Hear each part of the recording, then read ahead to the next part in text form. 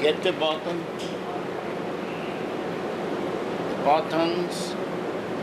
we clean the inside, and then we proceed.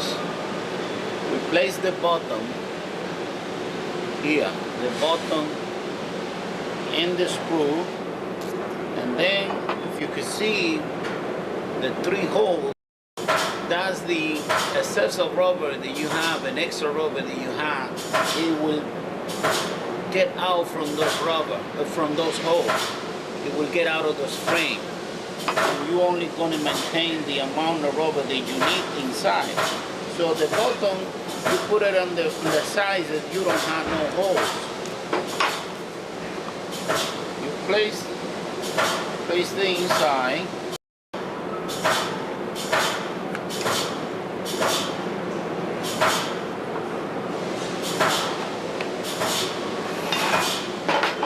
Then take the other frame and do the same thing. Clean them up. Make sure it's clean.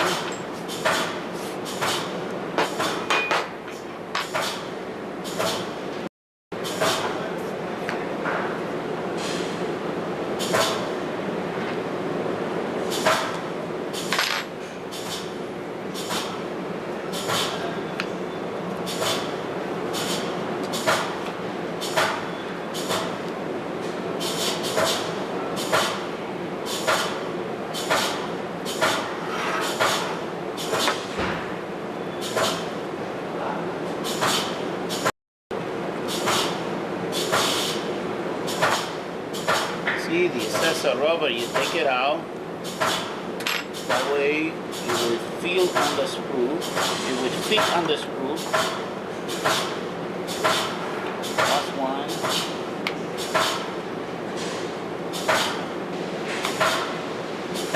Clean them out. Good. This is the leftover from before.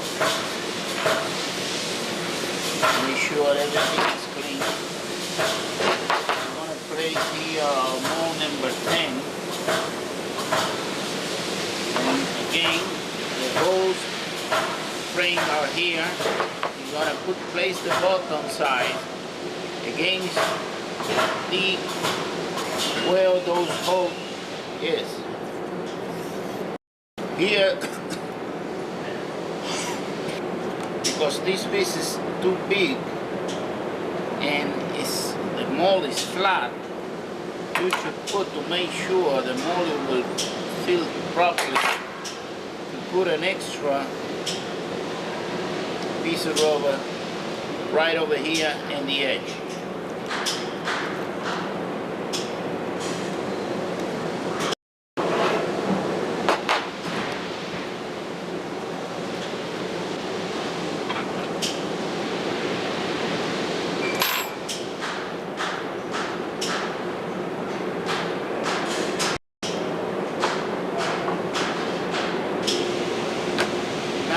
Next step, when we fill all our flame, we're going to place, we already make sure that the temperature is correct, 110 to 125, and we place our frame in our vulcanizer. We tighten a little bit. Set it for 1 hour. And 3 minutes after, we're going to press the vulcanizer all the way down.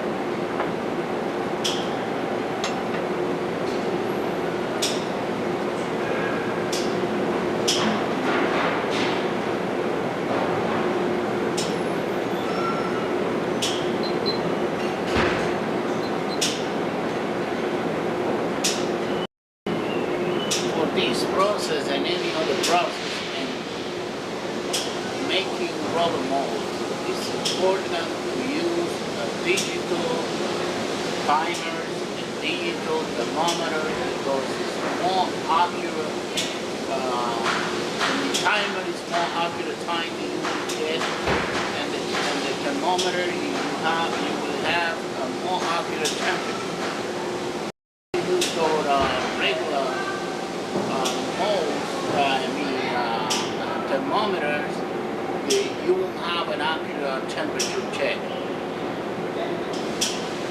It's very important also that the place where you want to work with rubber molds should be clean, should be a formica, like you see that I have here.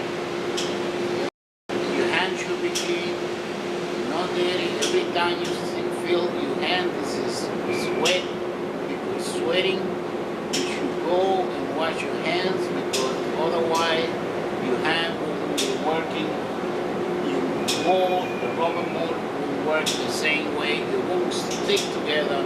It wasn't vulcanized properly.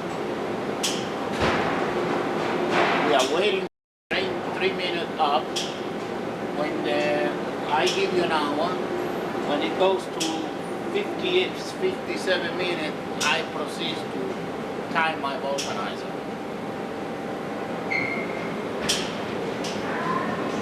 And as soon as the time is up, you take the mold right away. You cannot wait 2 minutes, 3 minutes, 5 minutes. It's important you are placing the mold on the vulcanizer. As soon as the time is up, you take it out. You cannot wait. If you go to lunch or go someplace else at a meeting and stuff like that, you cannot go those places and leave your mold in the vulcanizer, because overheating, you want to have it shrinking, or you want to have the mold burns out. So it's very important to do so.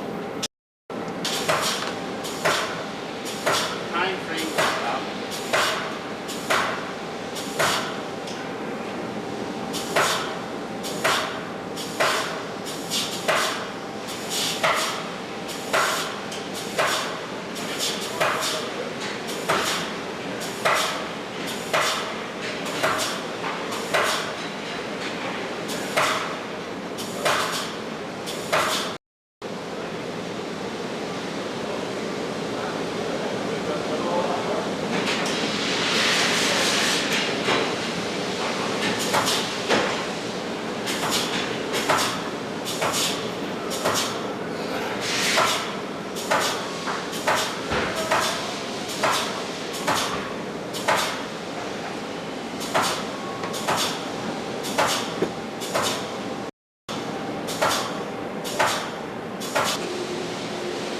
Now our next step, after we're waiting for this mold to be cooked, after an hour, we're going to take it out, we're going to dunk into the water, and we take it out, we're going to clean them up, and then we're going to proceed to do the cutting. The cutting is another step to, it's more, I'm going to try to explain the easier way that anybody can understand cutting a rubber mold.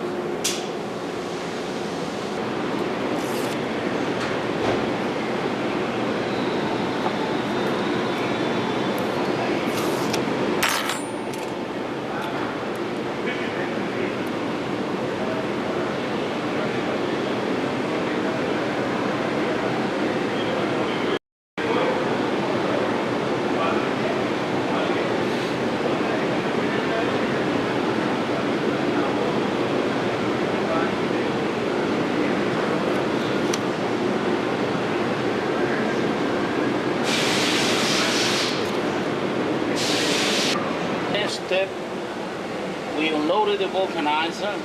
The time is up, the time is 1 hour up. We are taking the frames.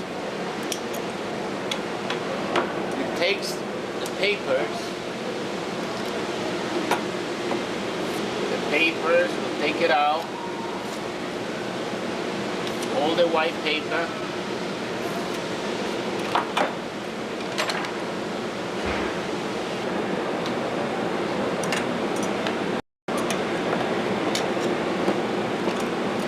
cannot sunk the mold in the water with the paper, because then it's going to be, the paper is going to be very soft.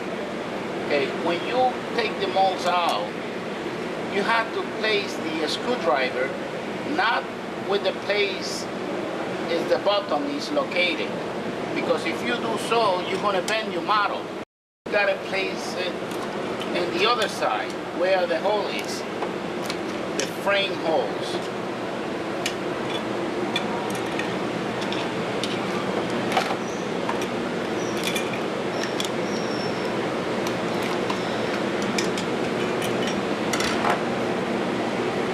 Then you take this excess of rubber out. It's hot, because if you let them cool off, it will break and the piece will stay inside the hole, and it's going to be more difficult to drain when you are going to make another mold.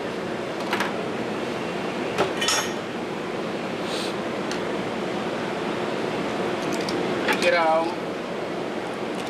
Yeah.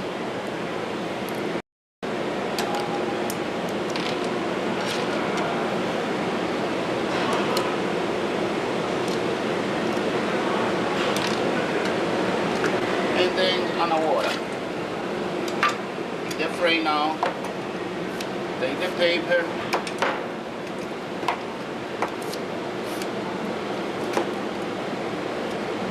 Remember, don't forget to take the paper out before you sink into the water. And take the excess of rubber out.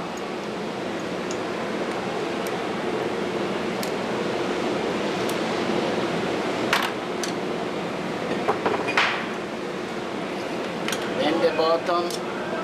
It's important to take the bottom before it cool off, because after it gets cold, it's very hard to pull it out. And sunk into the water. About 15 minutes and the mold will be cool. Now that we already learned about the process of packing the rubber molds, vulcanizing the rubber molds, checking temperatures on our vulcanizers, and etc., we're going to the next step to making cutting a rubber molds. And as you see here, we place the molds against the can opener. This is the most popular way you're cutting a rubber mold. Doing the coating all around.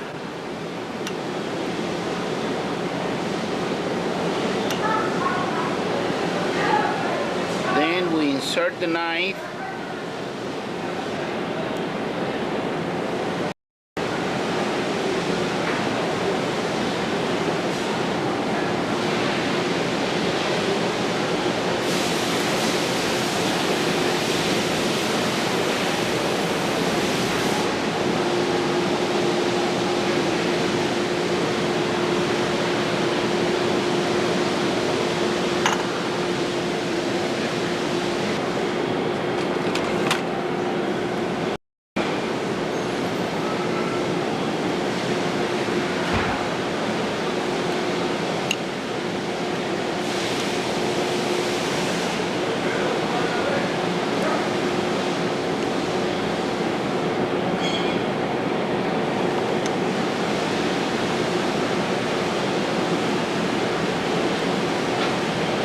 We follow the screw.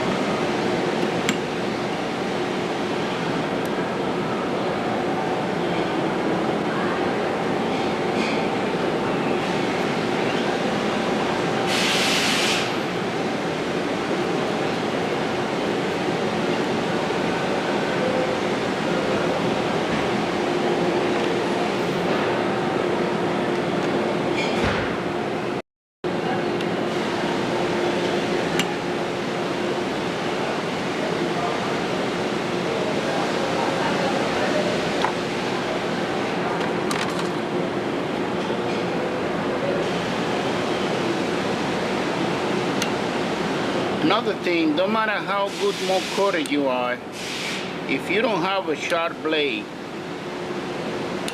you will never do a good job. People trying to save blade and trying to resharpen it, this is not good. What it costs the blade? It won't cost you a penny. It's better off to buy a new blade and working with a new blade. It will save you time and money and an accident.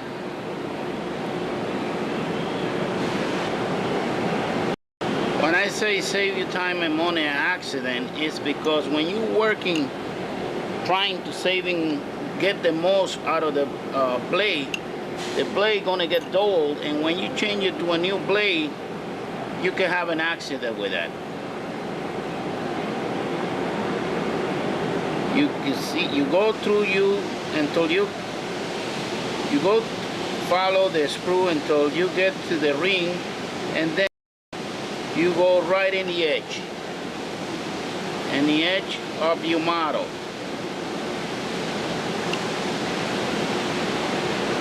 If you can see what I'm doing, with a dull blade you cannot do this.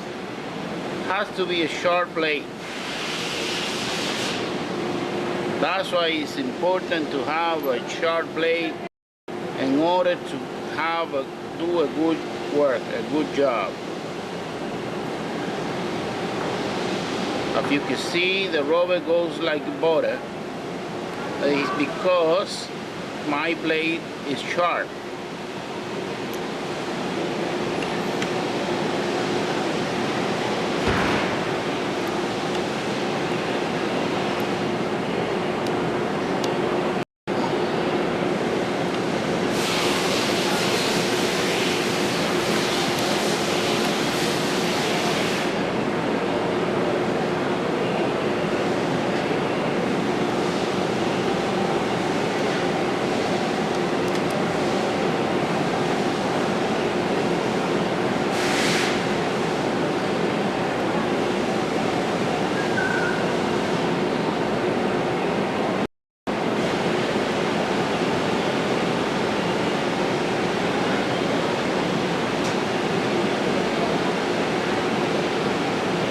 I'm trying the best I can, trying to avoid parting line.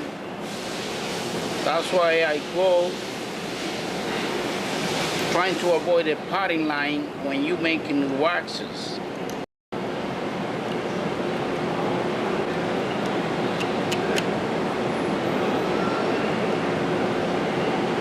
Here I take it off, that tiny little pieces, so the mold, when they place it into the Videomax machine, won't have any problem to inject.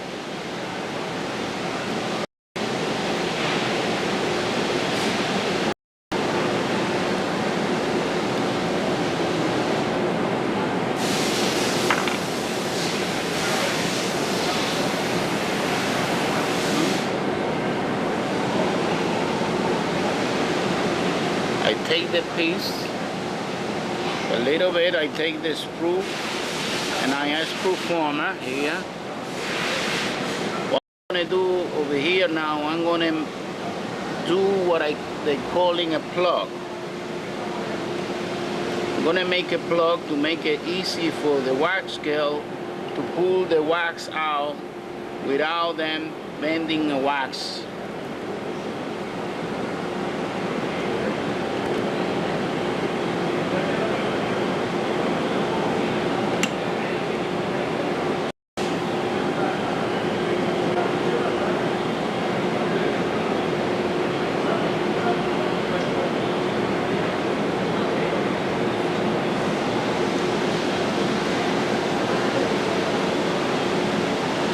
With a dull blade you won't do this.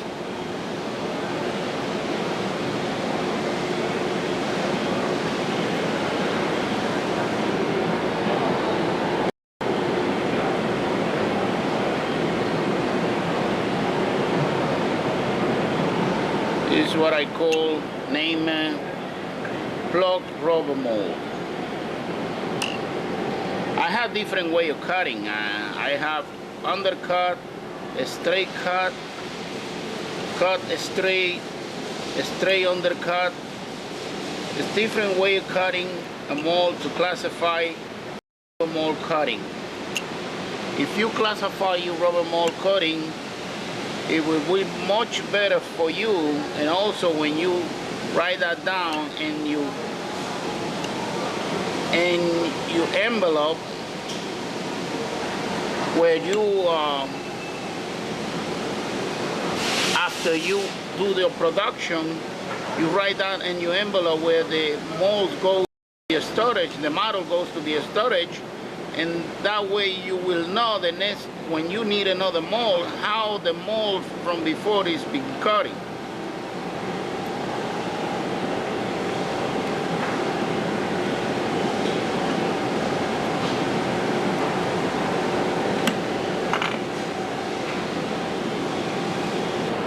The next step, spray a little bit. Like I said before, this mold I make a straight cut number 6. That means a straight cut is the way I cut, and number 6 is the frame. How many rubber I use? A straight cut number 6. Okay. And then I put plug. That means the next step, the next mold that I make, I know how I made it, and I'm going to make the same mold again. Oh, we're going to cut another mold. We cut all the mold around the box.